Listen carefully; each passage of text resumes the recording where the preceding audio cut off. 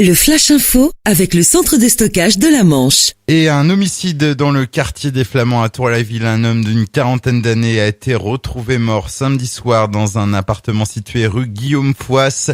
Le corps de la victime présentait des blessures causées par arme blanche. Il semblerait qu'une altercation ait éclaté entre deux hommes fortement alcoolisés. Son meurtrier présumé a été interpellé et placé en détention provisoire. Il risque jusqu'à 30 ans de réclusion criminelle. Également dans l'actualité locale, un jeune homme de 20 ans tué dans un accident de la route hier à Sourdeval dans le Sud-Manche. C'est un choc frontal d'une grande violence entre deux véhicules survenus peu avant 16 heures sur la D977. Une jeune femme du même âge a été grièvement blessée. Elle a été prise en charge par les sapeurs-pompiers avant d'être évacuée d'urgence à l'hôpital. Dans l'autre voiture, un homme de 46 ans a été légèrement touché, conduit à l'hôpital de Vire. Un important trafic de stupéfiants démantelé entre la Manche et la Seine-Maritime. L'enquête a permis la saisie de 27 kilos de résine de cannabis, 600 grammes d'héroïne, de la cocaïne, des véhicules et 13 000 euros en liquide.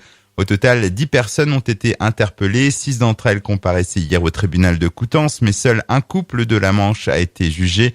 Les autres ayant demandé un délai pour préparer leur défense.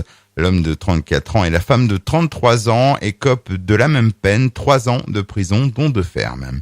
Attention au cambriolage dans l'agglomération cherbourgeoise. Déjà 8 faits de vol ont été recensés dans les dernières semaines, notamment à la glacerie à Octeville, mais aussi dans le Vallonnier.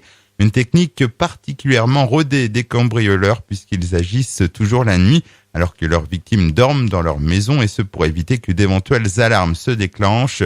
Une fois à l'intérieur, ils dérobent bijoux, parfums, argent et petits matériels IFI. Et puis un mot de voile avec la solitaire du Figaro. La flotte poursuit sa progression longeant la côte sud de l'Angleterre. C'est Charlie Dalin, l'un des grands favoris de cette 47e édition qui pointait en tête ce matin. Le Cherbourgeois Alexis Loison, lui, était en 5e position. Le Flash Info vous a été présenté par Landra, centre de stockage de la Manche à Digueulville. Pour en savoir plus et visiter notre centre, 0810 120 172, coup d'un appel local.